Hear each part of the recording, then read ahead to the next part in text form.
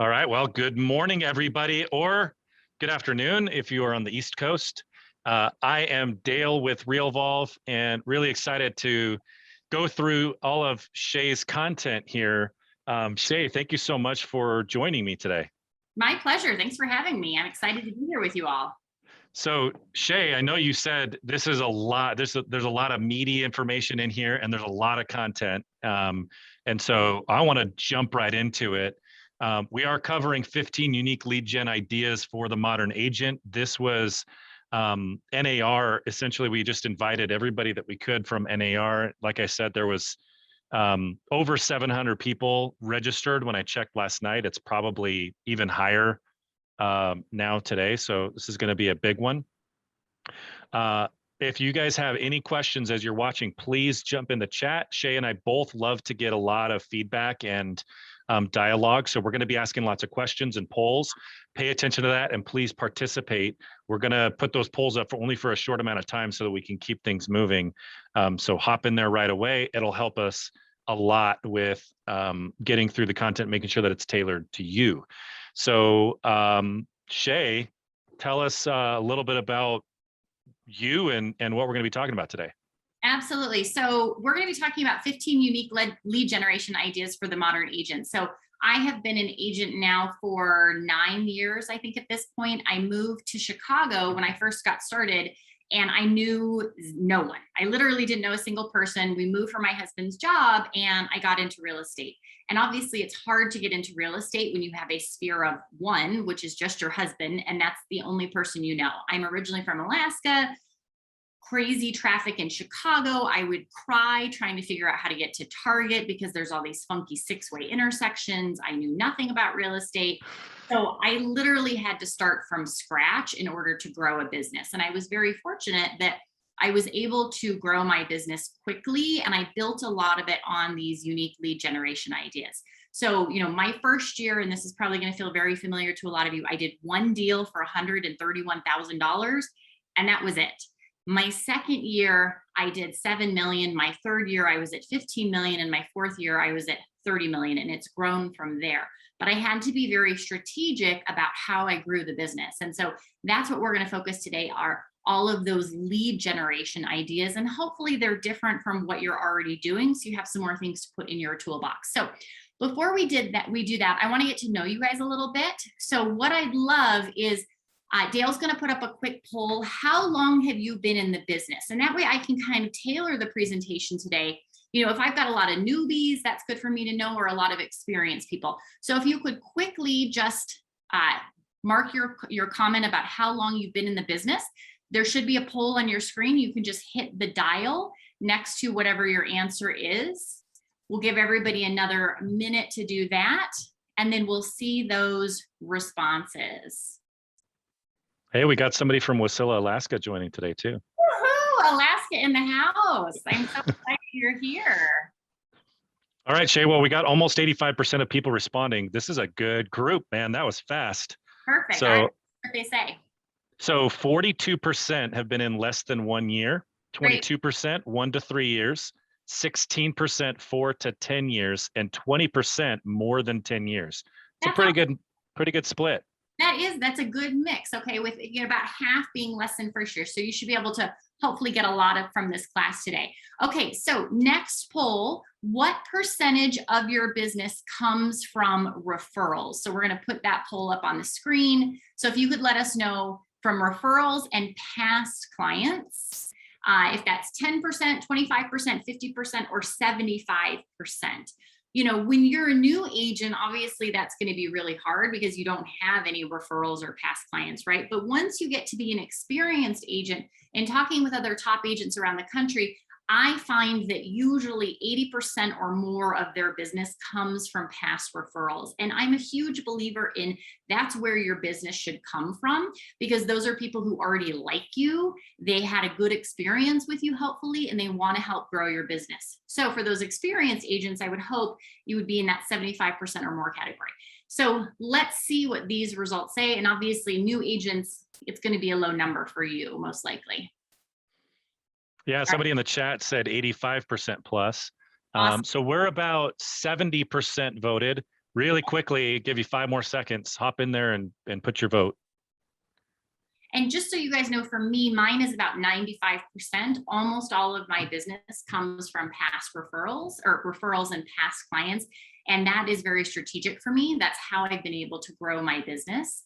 Because you'll find most people, if you look at statistics, about 80% of people would use the realtor who helped them buy and sell, but they don't remember that realtor's name when the time comes for buy and sell again, because typically that's 5, 7, 10 years from now.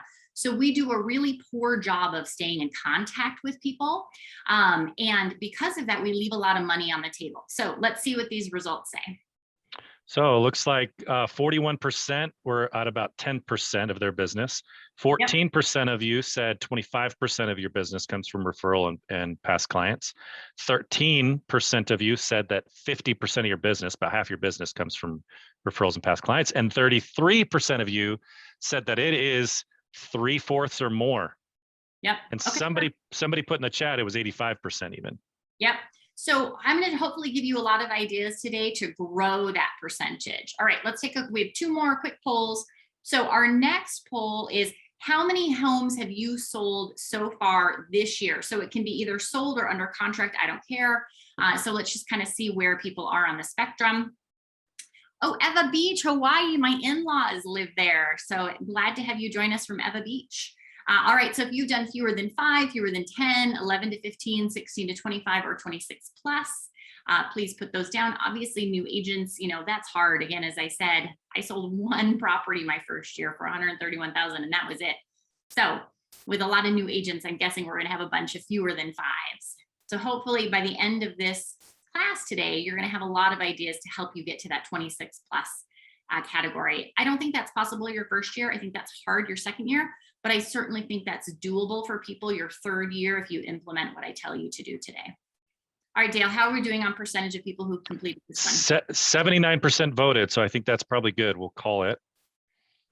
All right, let's see the results. Here are the results. 64% fewer than 5. So you were right, Shay. 16% are between 5 and 10, 7% 11 to 15, 8% 16 to 25, and 5% of you said 26 plus so far this year. Perfect. So really my goal today is to help you get that number in particular up. I do about 160 transactions a year. I have a small team. Those are my personal numbers. So let's see if we can get you to that other end of the spectrum. All right, last question today. What lead generation technique right now gives you the best return on your investment? So this is not going to be a poll on the screen. We want you to put the answer in the chat box for this one. What do you feel you're doing that gets you the most closed clients? Okay, so not people who come in who you talk to, because that doesn't put money in my pocket, right? What gets you the most money in your pocket? Okay, so I see friends, organic Facebook, staying in touch with past clients, totally. Facebook boosts, past clients, open houses. I love open houses. That's how I built my business. Bartending, you are so than I am. I am too much of an introvert to get clients bartending. Robbing a bank, that's an interesting way to do it. All right, social media, referrals, past clients. Newsletter. I love newsletters. I'm a big fan of those. We'll talk about those a little bit. All right, so I'm seeing a lot of kind of common themes. Open houses, past clients, social media is coming up a lot, Facebook ads. We've got a bunch of people doing Zillow, purchasing from Zillow. Okay, all right, so let's jump in, because as Dale said, we have a lot to get through in 50 minutes. I'm gonna go quick, so I apologize. Dale, is this being recorded to be shared with people later? It is. Okay, yep. Perfect. It sounds like you'll get a link to this afterwards, so you can go back and look at it and re-look at it at your own pace. As we go, please feel free to put questions in the chat box. I would rather answer them as we go than at the end, when we may not have time to get to everybody's questions. So let's jump right in. So a little bit about myself. I'm an Ivy League grad. I am a realtor in the Chicagoland area. Interestingly enough, I now live in Denver. So my husband took a job as the Denver Metro Association Realtor Association CEO last year. So we moved to Denver. So I am running my business in Chicago from Denver. So that's a whole nother topic I can do a class on. I am the leader of a team. I have a very small team. So it's myself and 2 other agents. For most of my career, I was a solo agent. I added a buyer's agent maybe 5 years ago. And then last year when I moved to Denver, I added an additional agent. So now I have 2 other agents on my team. I do about 60 million plus per year, about 140 to 170 transactions a year. I'm a mom of a 5-year-old, so I'm very busy being a mom. And I donate a portion of each commission to local schools and animal rescue groups. So that's a little bit about me. So let's jump right in. So I always get this question, how do I get leads and how do I not get leads? So we'll start with the how I don't get leads. I do not buy leads. I have never bought a lead through Zillow, Realtor.com, etc. I never will. There's nothing to say that's bad. If you buy leads and you do a great job converting them and that puts money in your pocket, awesome. I am all for however people can make money. And the nice thing about real estate is there is a wide spectrum of how we can do that. Buying leads doesn't work for me because the conversion rate is really low. 2, I don't like talking to people that I don't know. I'm a complete introvert. So having to pick up the phone and call somebody I don't know is like putting a nail in my eye. I would rather not do that. And when I got started in real estate, I didn't want to spend a lot of money on buying leads. I knew I wasn't going to have very much income coming in, and I wanted to keep my my spending very, very low. My other issue with buying leads is that if you look at the statistics, you have to respond to most of those leads within 90 seconds because typically they go with whoever is the first person to respond to them. I'm a mom. I would rather be out hiking with my kid. I have no interest in being tied to my phone and having to call people and respond in 30 to 90 seconds. So it just doesn't work for me. If it works for you, awesome, keep doing it, okay? I also don't door knock, call expired, cold call, or work for sale by owners. I've never done any of those things. I do a lot of real estate coaching. I don't typically coach my clients to do those. Most of us are not good at those things. They're really hard to do well. You have to be incredibly outgoing. You have to have a thick skin. And my feeling is you already have a whole database of people who like you if you're an experienced agent. It's much easier to get business from those people than it is to get business cold from other people, okay? But obviously, if you're a new agent, how do you start? And we're gonna get into that.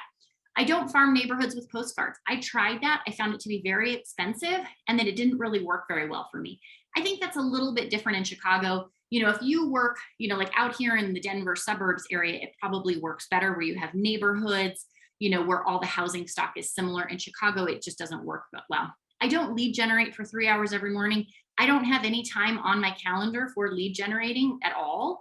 That's not how I work. Lead generating is just part of my business that's done on an ongoing basis as part of our marketing and business plan every year. So I don't sit down and call people for 3 hours every morning. You know, again, I don't think for most agents that really works. I've never asked for a referral. I don't have on my business cards the best compliment you can give me is to give me a referral. I've literally never said to a client, hey, I'd really appreciate it if you gave me a referral or, you know, referred me to your family and friends. Again, I just don't think that works. I'm all about the soft sell, not the hard sell. And I feel like if you do a good job for your clients, you truly care about them and you show them that you care about them and you have a relationship with them, that they will want to help grow your business and they will send a lot of business your way. That has always been my philosophy as a realtor, and it's worked out really well for me. So kind of in summary, I hate making small talk. I hate talking on the phone. All my clients know I'm only going to call them if we're negotiating an offer because I hate the phone. I would rather text or email.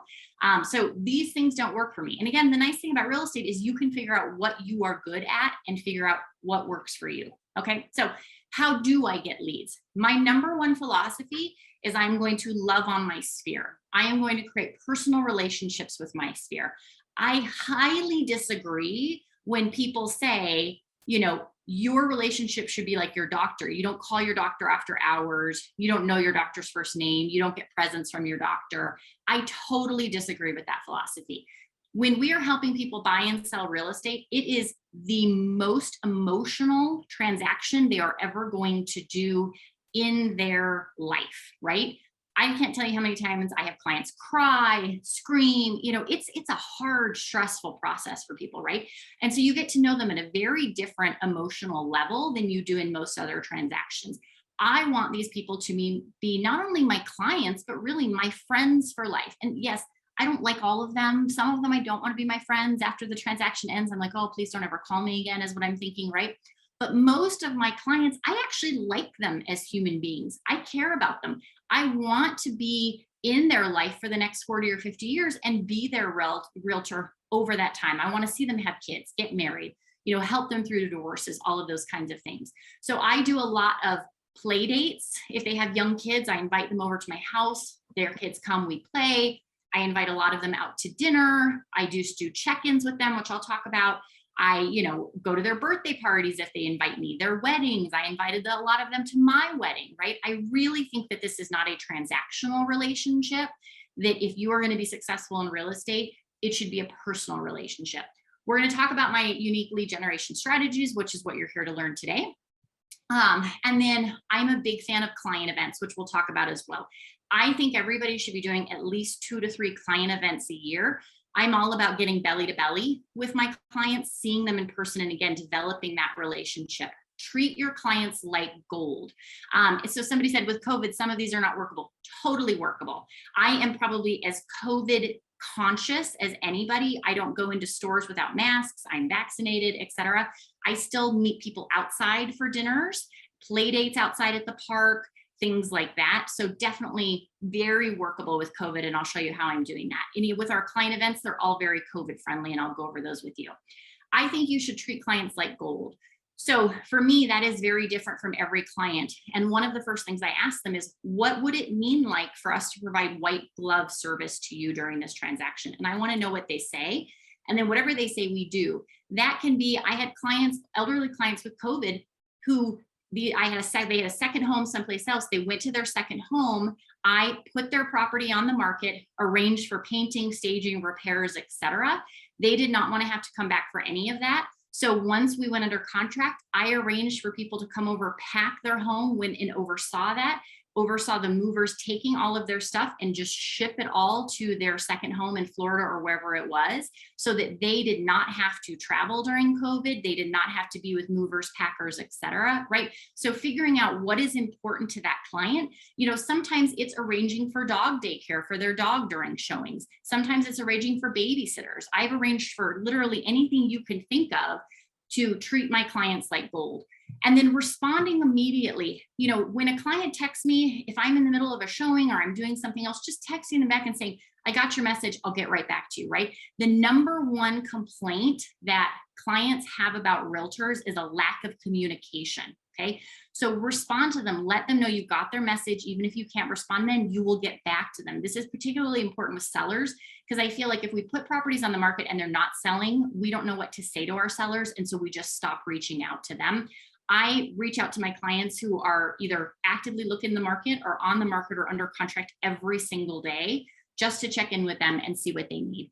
And then know your stuff. As a new agent, one of the best things I did was I hired an inspector. I followed him around for months, learning inspections in and out. So now when I go to a showing, I can say to people, there's probably asbestos in that tile. It's 9 by 9. That typically is a sign of asbestos. That's definitely asbestos around those plumbing pipes.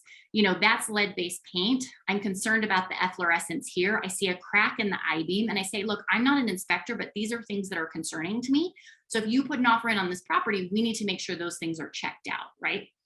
And then demonstrate your knowledge. We have a tendency, especially now, to say, oh my gosh, I put a property on the market and it sold in 2 minutes with 184 offers for $1 million over asking price. Like, we make it look so easy, and HGTV unfortunately makes it look really easy.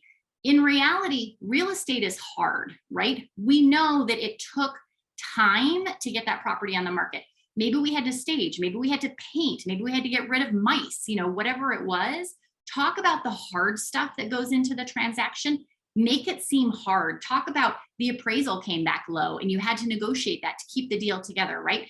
Don't make it look easy, because it's not, and we really do ourselves a disservice when we do that. So, and that's a part of the proactive side of the communication, right? So for years now in those surveys, number one gripe that people have about their agent is a lack of communication or under communication. And so I heard probably 3 or 4 different things there. Responding immediately, that's the response side, the reactive side. But then you also put a bunch of stuff in there about proactively educating the clients, proactively communicating to them what's happening next, what they can expect, where your expertise comes in, et cetera, et cetera. So I love the 2 sides of that. Absolutely. My feeling is every client who is on the market or under contract, you should be proactively reaching out to them every single day. Whether it's to say, hey, tomorrow's the inspection. Here's everything you need to know about what's going to happen in inspection, bring a tape measure, et cetera. Or if you don't have anything to say, just, hey, I wanted to check in and see, do you need anything from me? Because what I find is oftentimes, and I can tell you, I'm buying 2 properties right now.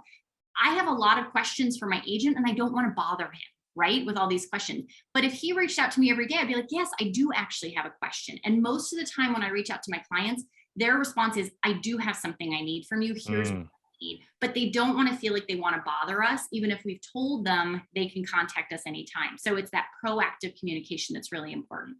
So specifically, how do I get leads? Okay. And how do I afford it? So this is the big question I get at the end of this presentation. So I'm just going to head it off now.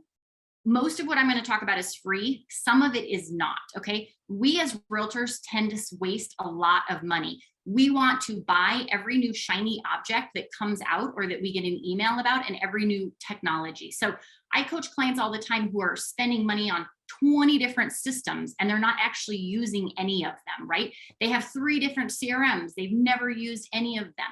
So go through what you're using. And if you're not using it every single day in your business and it's not bringing you money, get rid of it.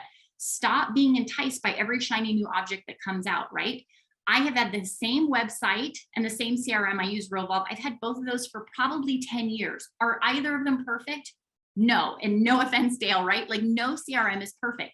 But I found the CRM and the website that were the absolute best for me and do what I need them to do. And I stick with them because I use them every single day. Okay. Start spending your money on past clients, right?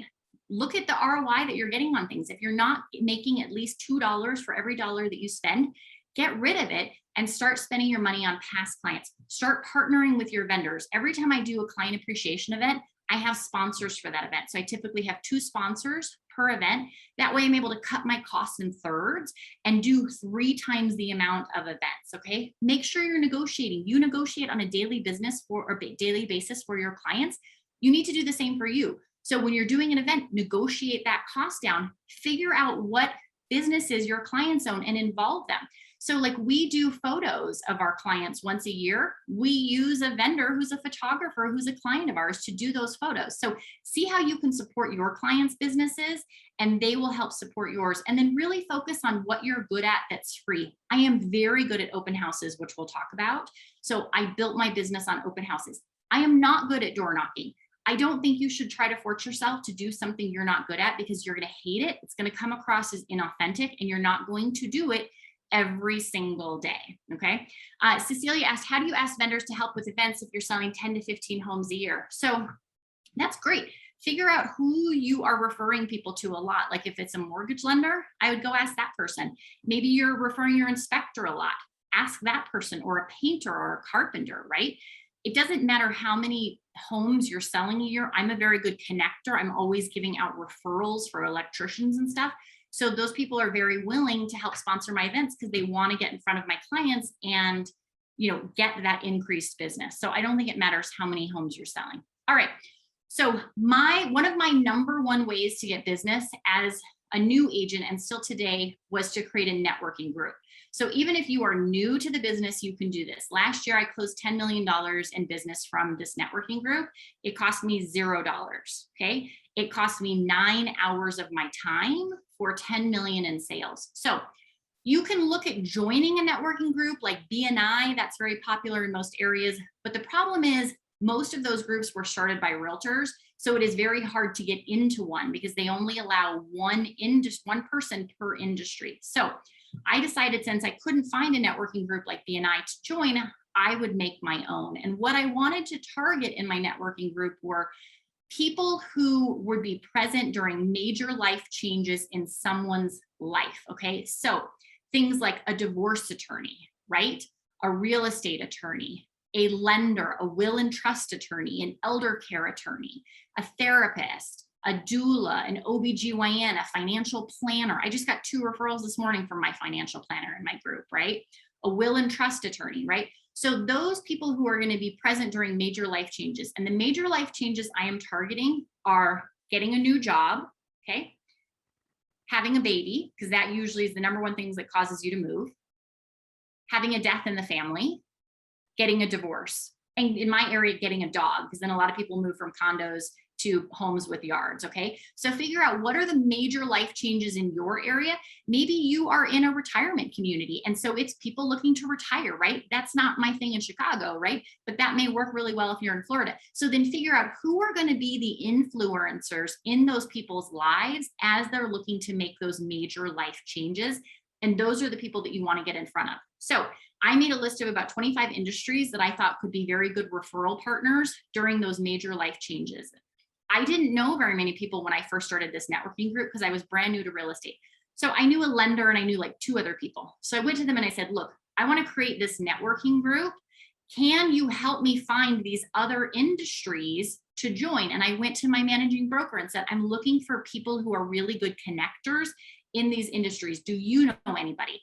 And by doing that, we were able to pool 25 people together. We meet every other month. I think you need to meet at least quarterly. We always do the last Friday of the month from 11:30 to 1. Before COVID, we did in person. Now we're doing it via Zoom. Everybody brings their lunch and it is business. Everybody has 15 minutes to chit chat and then 75 minutes is for networking. So we go around the group. Everybody has about 2 minutes to ask for 3 very specific referrals. So they can be personal referrals or business referrals. So I might ask for, hey, I'm looking for anybody who's, looking to buy and sell. I also need a mason and I'm looking for a babysitter for my kid. Does anybody know anybody, right? Then by Sunday night, those referrals are due. And this was really key because if we didn't put a deadline on the referrals, then people had the best of intentions for giving them out, but never actually gave them out. So if you put a deadline on it, people are more likely to give them out. They had to BCC me on the referrals or send me a screenshot of the text because they had to give out a minimum of 12 referrals a year in order to stay in the group. So if they did not give out those 12 referrals, we kicked them out of the group. And I'm very hard about that. Okay.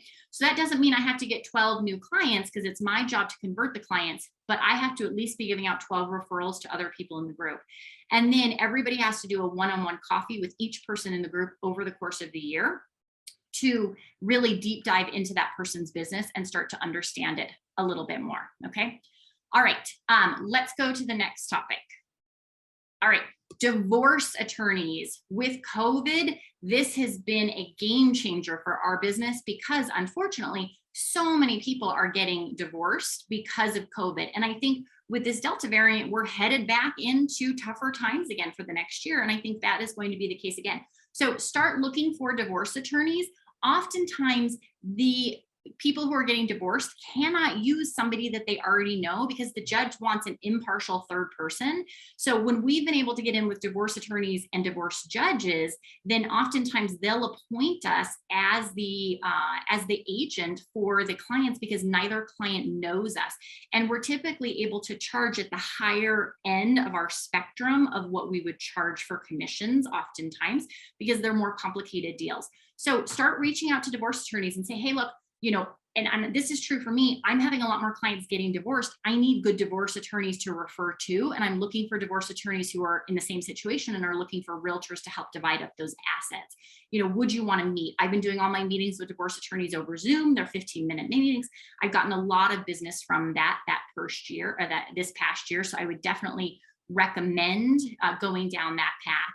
Matthew asked, is the networking group industry exclusive? So we have one person per industry in that group. So one realtor, one lender, et cetera. So hopefully that answered your question. All right, let's go into the next idea. So one thing we've been doing that we've really had a lot of success with this past year is online buying and selling classes. So again, very COVID friendly. You're doing it via Zoom. I find these are somewhat seasonal. So in our market where we have winter, a lot of times over the course of the winter, people are starting to think about buying or selling next spring. And so that's when you want to be doing these webinars is when they're starting to plan, not when they've already decided and they're getting ready to get their place on the market. So we did the 10 things you must know for buying in 2020. We did those in early January and in December. And then we did the same thing, 10 things you must know for selling in 2021. And we had a great turnout for them. We advertised them through our CRM, through Realvolve to everybody in our sphere. We did boosted Facebook ads. We did regular posts on social media, on Instagram and Facebook, etc. And with these, I found we had to send out the invitations like 4 or 5 times. So we typically started advertising them about 6 weeks. We didn't have any signups in the beginning. Almost all of our signups for these came the last like 3 or 4 days before the webinar. And what was really nice was that we, when we did the webinar, we also put it on Facebook Live at the same time and re-recorded it. And we actually found we got a lot more business out of the replay than we did the actual live event. So we sent that out to everybody who registered, who came or didn't come. And we would put it in on our social media afterwards, etc. So they were quick classes, about 20, 25 minutes. We typically had a lender come in as well so that that lender could answer questions about buying or selling on the financial side. And then we had a PowerPoint we went through with kind of the 10 things they needed to know, what's going on in the market, what should they do to prepare, etc. What I like about this is that it doesn't cost you anything, right? When we used to do these classes in person, it was really expensive because we'd have to rent out a restaurant, provide food, etc. So we found these are much more successful because they're easier for people to access and they're a lot cheaper for you to do as well. All right. If people can it's hard for me to monitor both the Q&A and the chat box. So if you guys have questions, if you can put them in the chat box, that's going to be a little bit easier for me to kind of keep track of. Wilson said, what's the best way to first approach a divorce attorney? So actually what I did was I posted in a bunch of moms groups I'm in, and I said, look, I'm a realtor. I'm looking for divorce attorneys because I have a lot of clients getting divorced. Who do you know who's good, who's looking for, somebody to have a referral partnership with? And I probably posted in 10 different moms groups, and I got a ton of people, from that. I think also going to your clients who've gotten divorced and said, hey, did you like your divorce attorney? Would you recommend them? I'm looking for people I can refer. Because oftentimes I'm the first person they tell when they're thinking about getting a divorce, because one partner has to figure out another place to live. So they're often coming to me asking for divorce attorneys. So I would start with that tactic. All right. A friend of mine, Karen Ling, who is in Honolulu, Hawaii, I love this idea. She's been doing coffee with Karen. And so what she does is once a month, it's like an hour. It's basically open office hours online. And so she'll do it in a Zoom, and then again, she'll put it on Facebook Live. If you sign up in advance, I think she sends you a $5 gift card to a local coffee shop so you can pick up a cup of coffee. And it's really open office hours. You can ask her anything about real estate you want. So if you're thinking about remodeling, she can answer questions about what gives you the best ROI on that. If you're thinking about buying or selling, sometimes she doesn't have anybody show up. Sometimes she has a bunch of people, right? But it's easy for you to do from your computer, sit home, answer questions about real estate. It gets you in front of people again. And it's about being proactive. A lot of people probably have questions for you and they're uncomfortable reaching out to you because they don't want to feel like they're bothering you. This gives them a venue for asking those questions without feeling like they're bothering you. So I love this idea from Karen in Hawaii. All right. I also get a lot of business from HR of small to medium-sized companies.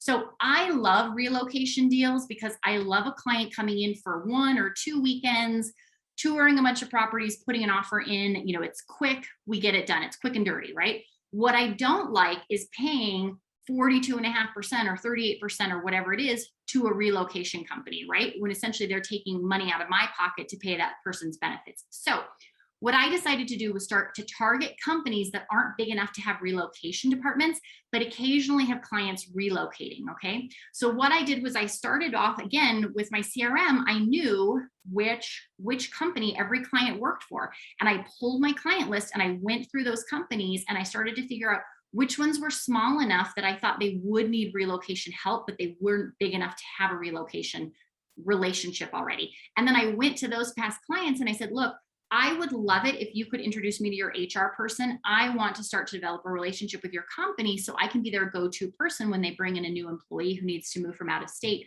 Would you be willing to make that introduction for me? If you are, I have an email template I can send to you that you can use to make it very easy for them. So they just copy and paste it and send it to their HR person and introduce me. I never had a client who said no, that they weren't willing to do that if they thought it was a good fit for their company. Some of them said, we don't really ever have people come from out of town, so it probably doesn't make sense. But any who did were happy to do that. Because again, if they like you and you've stayed in contact with them, they're happy to help grow your business. So I would then reach out to that HR person after they made the introduction and say, look, I'd love to develop a relationship with you. I'm here to help you. Here are the ways I can do that. Okay.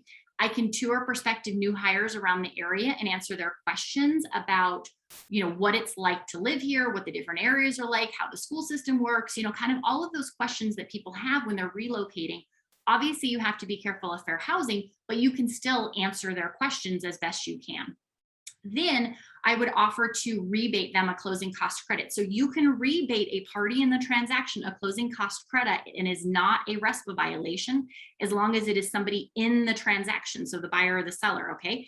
I would also partner with a lender and bring the lender in and have them do the same rebate. So what I usually offered was 25% of my commission, because that's basically what I would pay to somebody else for a referral. And that was less than I would have to pay to the relo company of 42.5% if this were a relo deal. So I felt like that would be a very fair amount for me to offer. It was still a win-win for everybody involved. And the HR people loved that because typically they couldn't offer any monetary benefits to their clients for relocating because their company wasn't big enough to do that. So by myself and the lender offering that, we were often able to pay for part of their move or all of their move or something like that. We also offered to hold lunch and learn type classes, and I'll show those to you in just a second. Obviously, with COVID, we're not doing lunch and learn type classes. Pre-COVID, they were very popular. Right now, those are on hold for us, okay? And then are there any common industries that have a higher relocation practice compared to other industries? It's asked, that's going to really depend on your area, and what industries are popular in your area. If you're in San Francisco, there's going to be a lot of tech companies that are looking for that kind of stuff. That's probably going to be different than if you're in Alabama. So I think it really depends on the type of industries that are in your area. Matthew asked, how many employees would be a company need to be small to medium? Usually I'm looking for like 25 to 100 employees in a company. Typically, those are the ones that aren't big enough to have relocation companies. And once you get to hundreds and hundreds of employees, they're typically too big. All right, so the types of classes that we would do. So you want to buy a home, and then usually it's not just me talking. I would bring in like a mortgage lender and an insurance person, and this would be geared towards first-time home buyers, right? So you want to sell your home. That would be geared towards first-time sellers, and we would bring a mortgage lender in to talk to them about how bridge loans work in particular, a stager to talk about how they should stage their home, what colors they should use to paint, all of those kinds of things. Kay said, I'm new, so I can't educate people. Yes, you totally can, right? I did a lot of these classes before I even had any clients, so especially if you can bring in other people like a mortgage lender, or a financial planner to answer their questions, work with your managing broker, put together a presentation of 5 slides. These aren't long classes, right? So just answer their frequently asked questions. I can guarantee you know a lot more about real estate than they do, even if you're a new agent. So you want to be, and Shay, one example is, I don't know anything about what you're talking about right now, but I invited everybody to this webinar, and you're doing all the work for me. And it's because you're always loving to share, and you have prepared all of this in the past, and you do these presentations all the time, and you're really good at them. And so I can leverage your knowledge. We all benefit from it. You can do the same thing, right? Everybody can do the same thing. And that's the great thing about partnering with other people, so that you can have other people share their expertise as well. So I think that's a great point, Dale. Our most popular class is So You Want to Be a Millionaire? And again, we would typically partner with a financial planner and a mortgage lender on that. And the financial planner would talk about, the different kinds of stocks and how do you invest in a 401k versus an IRA. And then the mortgage lender would talk about, buying homes to build wealth, investment properties, Airbnb, personal references, all those kinds of things, right? And then I would talk about, again, kind of buying homes and how that helps to build wealth. Another tactic I really like for lead generation is AdWorks. I'm a big fan of AdWorks. So AdWorks is online retargeting, okay? So essentially, there are 3 different types of ways you can use AdWorks. One is called a sphere ad, okay? So that's $79 per month. And what happens is it's like if you go online and you look at a pair of boots and you don't buy those boots, And now whenever you go online, those boots are stalking you all around the internet. That's online retargeting. You can do the same thing with your clients. So you can put in anybody's email address. And now this ad that you'll see on the screen is my ad. It's now going to stalk them all around the internet wherever they're looking for information. So that can be on, ESPN, Wall Street Journal, Fox News, CNN, wherever they are on the web, this ad will pop up. One of the nice things about this too is you get, it's a benefit through NAR member benefits. So typically it's $79 a month for 2,500 impressions. If you sign up through NAR member benefits, you can just type in NAR member benefits AdWorks, you get 20% extra impressions. So essentially you get like 3,200 impressions, which means your ad will come up 3,200 times over the course of the month for people to see. So especially with everybody working online and being home right now, this is a great way to stay top in mind in front of people, okay?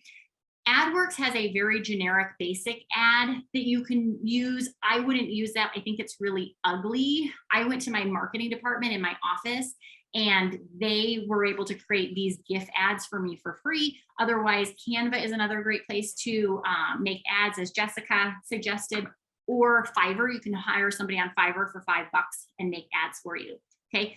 So what I like about this is I will put people in this ad who I wouldn't necessarily feel comfortable emailing because it would be considered spam. So every parent in my child's school, that is a great list of people to put in here and keep top of mind that you are a realtor, where you can't email those people because you don't have their permission and it would be spam. Okay. So if you're in a church, a synagogue, a charity organization, something like that, and you have that email list, I think it's fair game to put them in your AdWorks campaign, even though you cannot actually legally email them. Okay.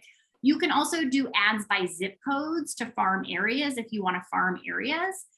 Or you can do ads for listings. So my brokerage gives us 1 free week of a listing ad. And so they'll create an ad for our listings that we're trying to sell. And then what's cool about that is you can put your seller's email address in here. And now everywhere your seller is online, they're going to see this ad pop up for their house. Okay. I don't think it actually helps sell the house, but it makes our sellers really happy, because they feel like we're spending a fortune advertising their property all around the internet when they don't really understand that we're just following them around the internet and people who live near them. Okay. So it's a great tool to show on listing presentations about how you're different from other agents. And so it wins me a lot of listings because it's something different that most other agents aren't doing. Joshua asked, who can design your ad for AdWorks use? If you have a marketing department in your brokerage, go to them first. That's who I went to. They did mine for free. Otherwise, Canva or Fiverr. And then Alva asked, where do you send people who click? So if they click on it, they go to my website for more information. Okay. All right, let's jump to the next thing. I'm also a big fan of Homebot. So Homebot is your answer to Zillow's Zestimate. Okay. So for Homebot, it's $25 a month. You partner with a lender and you put in your client's address. I recommend signing them up for this as soon as you close, so you can put in how much they paid for the property on that day. And then Homebot will do an automatic valuation of what their home is worth, okay? And then once a month, they're gonna get a monthly email with that automated home value showing what their home is worth. I have found that if you put in the address and the amount that you paid the day that they bought the property, it's much more accurate. You also have the option of like years later putting their address in, but then I find it's not very accurate. So you want to start off with an accurate value. I also find this works better in suburban markets than it does in like downtown markets. It's very hard for this to work well in Chicago because we can have a $200,000 tear down next to a $2 million property that are the same square footage. And so it's hard for the algorithm to be correct. Whereas if you're in like a suburban market where all the houses are pretty similar, it's much more accurate. I think this is a great way for you to stay in front of your clients monthly. That's not very expensive. And what's cool about it is if they don't think it's an accurate value, they can click on the button that says want to verify this. Then you're going to get an email asking you to verify that and do a CMA and send it to them. And so what I find is my clients who are starting to think of selling, they start clicking on this button every single month, and it starts to give me an indication that they might be wanting to sell. And so you know who to reach out to. So I would definitely check out Homebot. Again, $25 a month, so not super expensive. Okay. All right. Facebook. I'm a huge fan of Facebook to get business. And again, most of what I do on Facebook is free. Okay. So it's asked if I know Homebot is for the US only. That I do not know. So you would have to check out for Homebot and AdWorks if they're available in Puerto Rico, or somebody else had asked about Canada, because that I don't know off the top of my head. So Facebook, you can do this wherever you live, right? I get a ton of business off of Facebook. Usually I get about 15 to 20 million off of Facebook every year. So the way that I do this is by finding local groups where people are asking for a lot of referrals. So I'm a mom, I'm in a lot of moms groups where people are asking for pediatricians and dentists and, doctors and sports classes and, and stuff like that, or I'm in my neighborhood one, right? Like we have one for my little suburban neighborhood. Next door, would be another good place to join for those, because typically if you find a group where people are asking for a lot of referrals, eventually they're going to ask for real estate referrals, right? So what I do is I get my clients to join those same groups. So if there's a moms group in like the West Loop, which is a big neighborhood I work, I'll invite any other moms that are my clients and say, hey, there's this moms group in West Loop that's been really helpful for me. It might be helpful for you too. Would you like me to have you, invite you to join this group? And then I invite them in. Then at the end of each day, I go onto those groups and I search for real estate or realtor. And if I see somebody did a post, which I'm going to show you an example of right here. So this is Rebecca DeLuca, a client of mine who posted asking if there were any realtors in the Westtown area. They wanted to sell their single family house. So then what I did was I screenshotted that and I texted it to all my clients who were in that group. And I said, so-and-so just asked for a realtor recommendation in the Westtown group. Would you mind going on and recommending me? I would really appreciate it. Again, if you've done a good job with your clients, they're going to want to help you grow your business. So I don't know if I put all these in here. Yeah, but I probably had 15 clients go in and start recommending me. So I just sat back and waited for them to recommend me. And this person probably got 50 referrals, but most of them were agents saying, I'd love to talk with you, use me. I was the only person who had like 10 or 15 other people recommend me. And so then I would go on and be like, oh my gosh, thank you so much. You guys are so nice. Like you made my day, and then Rebecca, I'd love to talk with you, and so then at that point, then I can private message her and start that conversation. But I find when I have other people recommend me, as opposed to me, I am much more likely to get the business. So this ended up being a $1.3 million listing. I chatted with her for 10 minutes over private messenger and set up the appointment, got the listing, and there we went forward, right? So find those Facebook groups where people are asking for recommendations, get your clients involved if you can, and have them recommend you rather than you recommending yourself, okay? Another good thing to do is create a client list. So when I go onto Facebook, I don't check my wall because it's too many people to see what's going on with them. On the computer, you can't do this on your phone. On the left-hand side near the bottom, there's a friend list. You can hit that button and you can create a client list. So I friend all my clients on Facebook. I put them in that client list. And then every day I go on and I check that client list. And I want to see what my clients are talking about. I comment on their stuff. I'm liking their posts because I want to stay in contact with them. But what I'm specifically looking for are those milestone moments, like they announce that they're pregnant. If so, we have a baby onesie we send them, which says, I got my crib from the Buy, Sell, Love Chicago team. We send them that out to them, and again, it's about getting in front of them when they're having those major milestone moments in their lives, because often their housing needs are going to change, okay? You can also create targeted Facebook groups. So like I don't do a lot with Airbnb, but there's somebody in my market who has a group called So You Want to Buy an Airbnb. She's gotten a ton of business from that because anybody who's thinking about buying an Airbnb joins that group in Chicago and asks questions about who is a good cleaning person, do you have good rules, all of that kind of stuff. So if you have a specialized market, think about creating a Facebook group for it. Sue asked, can I show you where the client list is? I'm afraid I don't have that in my presentation, but if you just Google create a friend list on Facebook, you should be able to find instructions for how to do that. And then Rick asks, am I doing this on my business Facebook page or my personal? So on your personal, you can only create the friend list from your personal page, and you have to join the Facebook groups from your personal page as well. I do have a business page. We post on there some. I don't think it's a great way to generate a lot of business. I generate almost all my business from my personal page. Okay. All right.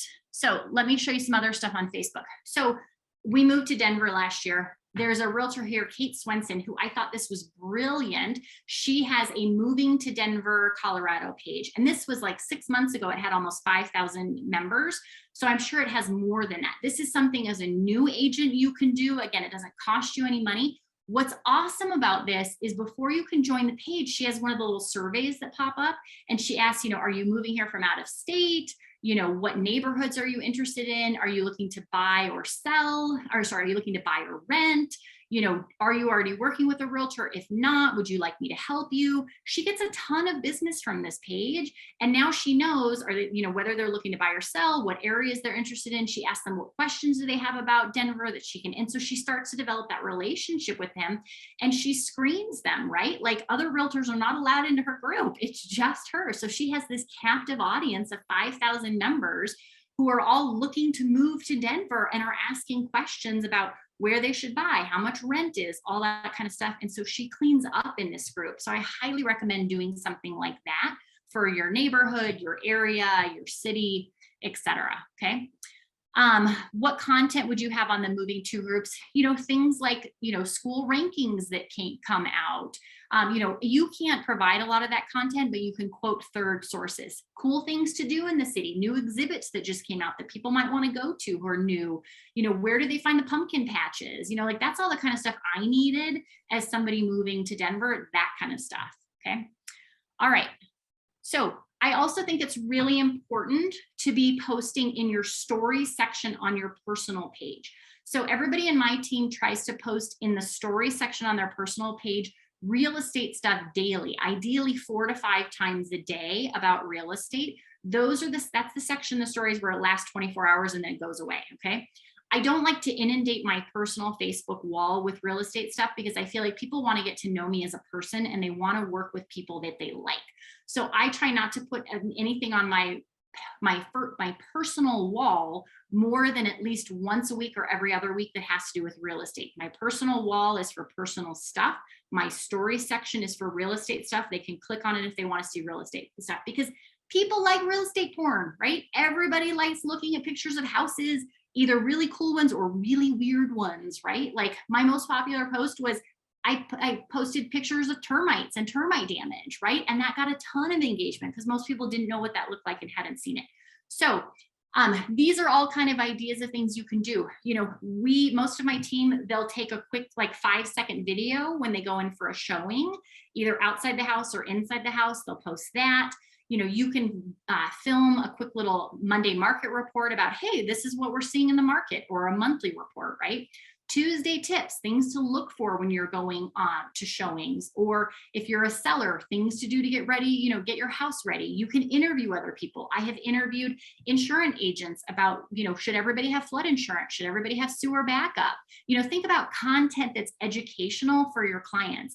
You can post coming soons, take a picture of your property and post it. When you go under contract, put a picture of that and say under contract. When you go to an inspection, take a quick little video, ask your inspector to shoot a 5-second tip of things to look for when you go to showings, common inspection problems, right? Polls are very popular. So, just think about anytime you do something real estate related, can you take a picture or a video of it and post it in your story section? So these are some examples. This is my friend Carrie Hartnett, who's out of Portland. She'd put a sale pending on her sign. And so she posted a picture of it and put it on there. This is Lauren from my team. She was remodeling her bathroom. And so she asked people to help her pick out which finishes and fixtures she could do, right? This was, again, Lauren on my team who was going and doing these showings. And so she always posts the address, the price of the home. If she's showing one day in the suburbs, in the city, and here she'll post a map showing all the places she did showings that day to show she covers a wide range. She started in July. She did $12 million from July to December last year as a new agent. And that was because she posted on social media all the time. So I would see the referral forms that came in for new clients for her, and everybody would say, oh my gosh, like Lauren's a top agent. I see on her postings on Instagram and Facebook all the time, and she's so busy. And I'm laughing, thinking in the beginning, she had no clients. She was going to open houses and broker opens. She wasn't saying they were her open houses, but she was saying, you know, open house, this address from this time to this time. People made the assumption they were hers, even though they weren't, and she wasn't saying they were hers, but perception is reality. So if you can post a lot and look busy, people will think that you have a ton of clients, okay? All right, this is my friend Brian Copeland, who is out of Nashville, Tennessee. He posted a month ago, anybody want a great investment property, 3.5 miles from this place? Put photos up, said can't do it, just I bought this property off of him. I didn't ever see it. I was like, I'm looking for investment properties. I had to beat out a whole bunch of other people from this Facebook post who also saw this and wanted to buy the property, right? So if you, especially investors, we're always looking for really good properties. So if you have great investment properties, don't inundate your page, but put it on there, right? So then I flew out for the inspection on July 19th, saw the house. On the way to the airport, Brian was like, I want to take you by a townhouse I think you might really like too, that's new construction. So we zipped through the townhouse in 5 minutes. I got to the airport, called my husband, asked if I could buy it. He was like, I don't care, whatever. So I bought that townhouse. I posted it on social media. He had 13 deals from this one post of mine for people who now bought townhouses in that same new construction development. He made $60,000 that day from my one post, okay? So talk about, like, I'm going to do another post after this closes next week to be like, here's why I buy investment properties, right? I put 50,000 down. This house is now going to be worth 30,000. It's, you know, 30,000 paid off in the next 15 years when the mortgage is done. My 50,000 will have grown to 30,000 without me really doing anything, you know? So, you know, explain the process to people online about why it's a good idea to invest in property. You know, if you're buying property, explain that to them on there. I've had a bunch of people contact me and be like, hey, I saw your post. I want to start to get into investing. How do I do that? Right? So tell your personal story online as well. Okay. I'm also a big fan of Facebook ads, but they have to be content focused. So 5 reasons your house didn't sell, 5 tips to get your home ready to sell. Ours estimates accurate, you know, free money for home buyers. Look and see what grants your state has available, because most states have grants for home buyers where they'll give out $5,000 or $7,500 free to first-time home buyers, right? So those are helpful ads that people will click on and then go to your website to read the blog post for more information, okay? Don't put your photo, nobody cares about you. Everybody cares about what you can do for them. So don't put your photo on there being like, hire me, I'm so great. You know, other than AdWorks, that's kind of the only place we do that, because that's people who already know us for name recognition. But other than that, no one cares about you. Think about what you can do for them and how you can educate them, okay? All right, I'm trying to talk really fast so we can get through the rest of this. I may go over by a few minutes and I apologize. So open houses. I love open houses, okay? That's how I built my business. So with open houses, target first-time home buyers in your market and properties that just came on the market. So whatever price point that is in your market. The biggest thing I learned was don't follow people around the property, okay? I don't like it when I go to an open house and the agent follows me around. It's creepy and weird, right? I feel like I'm being stalked and I don't want to be sold to. So the best thing I learned is to have people come in, welcome them to the open house and say, I'm going to be up here up front. If you have any questions, let me know. Let them walk around on their own. You have to properly prepare the open house, right? So when I first started, I didn't have any open houses. I didn't have any listings. I was a brand new agent. So what I did was I went to the busy agents in my office and I specifically joined a large brokerage who I knew would have lots of busy agents who didn't have time to sit their open houses. That's why I picked my brokerage. And so I went to the managing broker and said, introduce me to those busy agents in the office who don't have time to sit their open houses. I want to sit them for them. And I was able to develop relationships with those agents. So I would say to those agents, please prep the client that I am not going to be escorting people from room to room. So they need to take out all their valuables ahead of time so nothing gets stolen. So that way I could stand at the front door, people could walk around the house, and then I would have them sign out when they were ready to go rather than sign in, okay? And that way they were more likely to give me their accurate information because I hadn't stalked them around the house. I love Open Home Pro. It's nice because you can put notes. You can say they're looking for a 2-bedroom, 3-bath in this area, etc. And then the key is you have to follow up with them. They're not going to follow up with you and say, hey, I met you at the open house and I love you. Can you work with me? That's not how it works. So I would send them MLS listings the following day saying, it was great to meet you at 123 Main Street. These are other houses I thought you might be interested in. If you want to see any of them, let me know. And then most of the time they would write back and say, oh yeah, actually, I'd like to go see that. Can we go? And I would take them out. I didn't get hung up on them having a pre-approval letter. I just wanted to develop a relationship with them. Okay. Let's try to get through a few more things because we're right at 11 o'clock my time. Census data. So you can look at the US Census and find out where people in your city and state are moving to. So like if you're in Nashville, you can find a lot of people are moving from Chicago to Nashville, and then target agents in that Chicago market. So be strategic about where you're targeting people from using that census data and start to create a relationship with those top agents in those markets. The best way I've seen anybody do that is an agent out of California. So she puts together a newsletter that comes out once a quarter and it goes just to agents and it's tips to grow their business. So she'll talk about cool gifts she's giving out, cool events she's seen people do. So ways to grow their business. So now her name is always top of mind for me for anybody in that area because she's helping me grow my business. When you're a more experienced agent, I'm a big fan of sending out quarterly postcards that show all of your production for that quarter. Even if if you're a newer agent and you've done 4 transactions, I don't think it makes sense to spend money on just listed and just sold every time you sell a property. I think it's more impressive if once a quarter you say, these are all the transactions that I did. Once I started doing that, it was really a game changer for my business because people would call me and say, oh my gosh, Shay, I had no idea how much business you did. And people want to work with people who are busy. So I would stop doing one-off just listed and just sold and switch to quarterly as well. It's also a lot cheaper. I'm a huge fan of client appreciation events. As I said, I think you should be doing 2 or 3 of these a year. Pre-COVID, some of our most popular, and when you're a new agent starting out, it's hard to do a client appreciation event. What I like to do was give an event to my client as their closing gift. So I would say, as your closing gift, I want to throw a little party for you and 10 friends. Here's a menu of options. Pick what activity you want to do, and I'll pay for all of your friends to go. So we could do mani-pedis, a driving range outing, axe throwing, a high-end dart bar, go get their hair blown out, whatever they wanted to do. And they would invite 9 of their friends and I would pay for everybody to go. I would split the cost usually with a lender or somebody else. And I was able to then meet 9 other people who oftentimes became my clients later. Okay, so events should always be about lead generation as well. So anytime we do an event, I always invite our clients to bring some friends with them to our event. Okay. During COVID in particular, we've been doing a lot of photography sessions. So we hired a photographer for spring to one day be at a mural, one day to be at a cool park. People signed up for 10-minute slots. They could come out with their family and get their photos taken.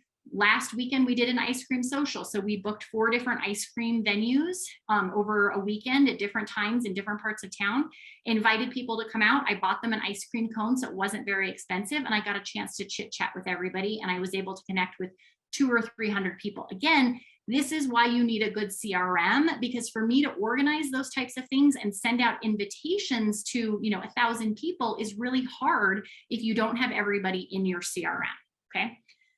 Last couple of things. I love client contests. We always do a letter to Santa. So we have all of our clients fill out an online survey for their kids or grandkids. And then we write a personalized letter from Santa that we send to the North Pole and have stamped, and we send it back to the kids. It's a great way to do Facebook ads to build your database.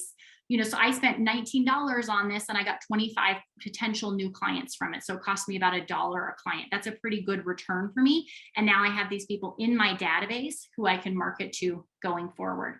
We do a lot of giveaways as well. So we'll do like a Father's Day giveaway of, leave us a great review and you'll be entered into the giveaway, or, whatever it is, and have these giveaway gift baskets. Okay. Last couple of things. I love doing holiday ornaments for our new buyers. So anybody who bought a home with us, they get a holiday ornament with a picture of their house on it at Christmas time. We buy these from mpix.com. They start at $10. The more you order, the cheaper they are. And we'll include them in a holiday card and send them out to our clients. And then the nice thing is every year they put it on their tree and they think about you, okay? I'm also a big fan of pop-bys. So this is kind of a whole list of pop-bys you can do. I'll show you one we did this year. So I stole this idea from my friend Laura Fitzpatrick. So we did hot cocoa bombs for Valentine's Day, and we dropped them off at about 300 clients' properties on their front porch. Again, we had 2 sponsors for the event. So each of us, you know, my team dropped off 100, they dropped off 100 for each of them, and they split the cost in a third. So we were able to do a lot more. We had a personalized label on these. People loved these, right? We got a lot of great feedback from these. Anytime we do a pop by or an event, we always get referrals after the event, and it brings in new clients. Think also about how you can be different, okay? So I got this idea from my friend who owns townandparish.com in Louisiana. So she had these cool doormats made. And so she puts these outside of all of her listings because, you know, all the neighbors are going to come by and check out your property, check out the, you know, the neighbor's house because they want to see what it looks like, and they're going to see this outside, right? So just think about how you can be different in your marketing from everybody else. We do the same thing with, I hated people getting keys and garage door openers in Ziploc bags.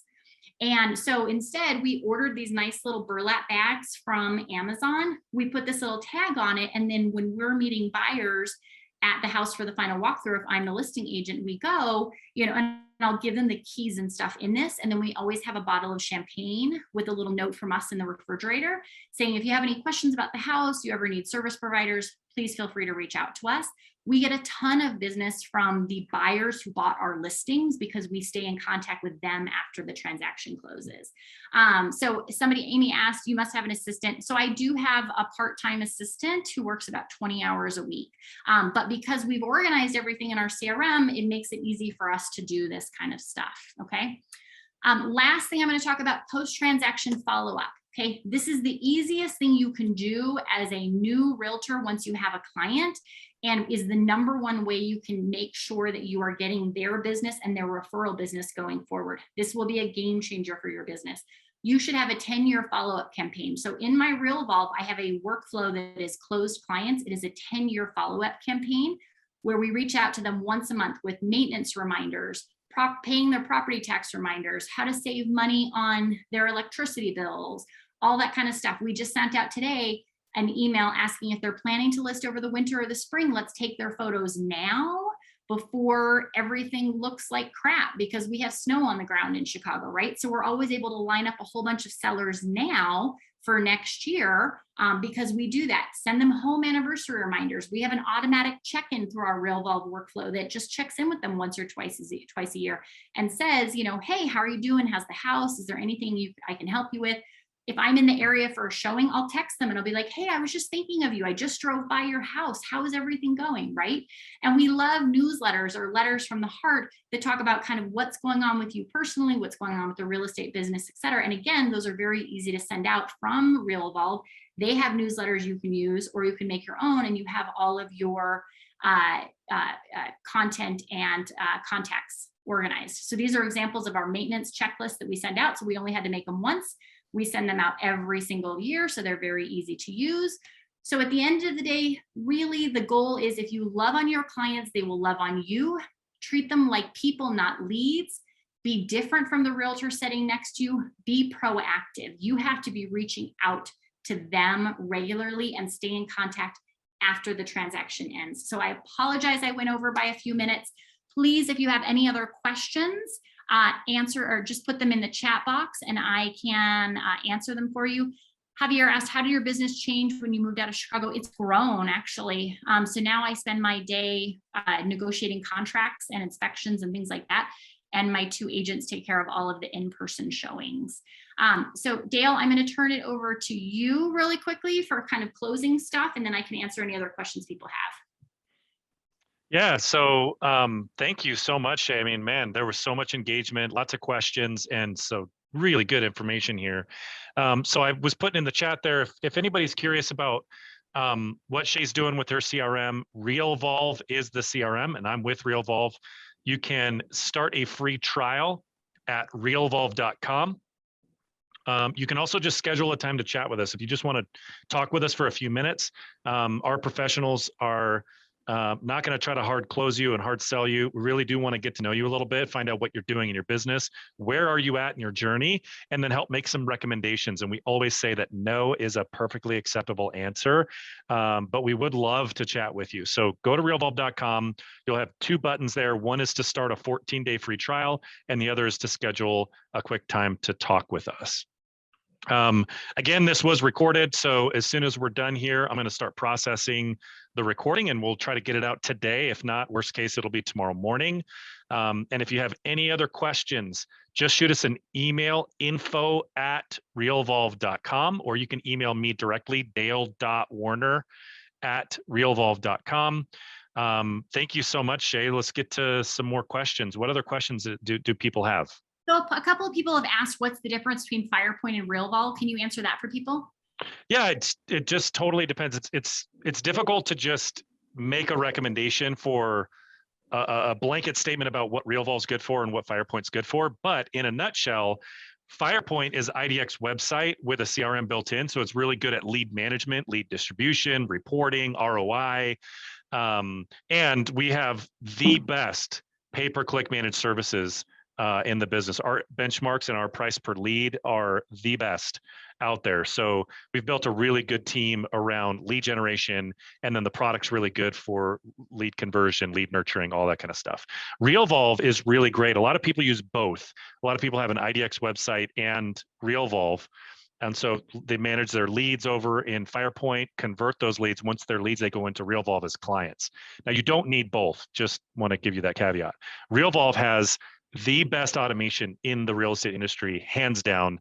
I am confident in saying that. We go toe to toe with everybody, easily beating them in how much we can automate.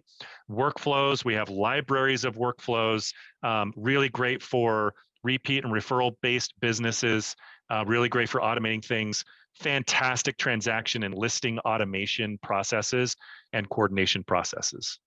And let me add to that really quickly. So the reason I like Realvolve is because I can tie communications out to milestone dates in the contract. And it was the only CRM I found that did that.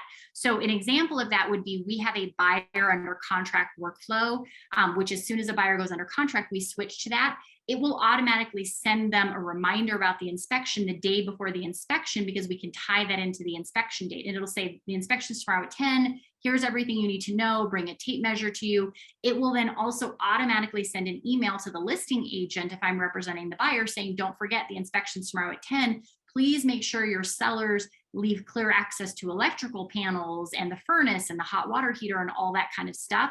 So you can tie things into inspection, clear to close deadlines, appraisal, so we can let our client know when the appraisal happened, when the appraisal report should be come back. Earnest money, we can hit a button and let them know their earnest money payment is due. Here's where it goes, how much. So because you can tie things into those milestone dates in a transaction, that's what makes it really helpful for us. And I think what's hard about real estate is we can have a cash transaction that's 14 days, or we can have new construction that takes a year. And with other CRMs, you have to send those communications out from the start date you put them in, but that's not going to be, those communications aren't going to need to go out at the same time for a cash transaction versus new construction. So because of those particular dates in the contract, it just makes it much easier for us to use. And Daniel asked, am I a coach as well? Yes, so I do real estate coaching. You can check out my Facebook page for that, which is Shay Hata Real Estate Speaker and Coach, for more information, or you can go to my website, which I'll type in here, which is Buy, Sell, Love Chicago, which is the name of my real estate team in Chicago. And there is a speaker page on there, I think under the About Us section, and you can learn more about my coaching program there as well. All right, anybody have any other questions? I tried to answer a bunch of them in the chat box right now. There's a bunch of questions in the Q&A. Where did I get the maintenance checklist from, Lula? I made that up, so I just went online. You're gonna get a copy of these slides in the presentation, the recording link. So you can look there. You're gonna wanna change it for your market. Like we talk about snow and stuff like that, which may not be applicable in your market. How do I not get hung up on the pre-approval? Amber says, I'm worried about driving all over the place, showing them properties and not being qualified. I will take them out once or twice without being pre-approved to develop that relationship with them. And at that point, I do want them to talk with the lender, so I'm not spending a ton of time with them. But really, frankly, I probably only had 2 or 3 people in my career who couldn't get pre-approved. So most of the time I find that's not a big issue. How do you overcome people asking for a referral fee? Jose asked. A lawyer, for instance, they can't. That's, at least in the United States, I don't know where you're based, that's illegal. We're not allowed to pay people a referral fee unless they are a party to the transaction, like a rebate to the buyer or the seller. So I just say that's illegal. I can't do that. All right, I think those were everybody's questions. How much time do I spend engaged in outbound sales, cold calling for sale by owners, knocking? None. I don't do that at all. I really focus on my past clients. So I've never done a cold call, and I never will in my life. All right. Any other questions before we go? Dale, do you have anything else you wanted to add? I don't. Thank you so much, Shay. This was a really great, very informational, and we always appreciate you sharing with the audience here. So thanks again. We love you and appreciate everything that you're doing. My pleasure. Thanks for having me. All right. Okay, everybody, stay tuned. The recording's coming soon. And please check out Shay's website, check out realvolve.com, and let us know how we can help. Bye for now. See you on the next one.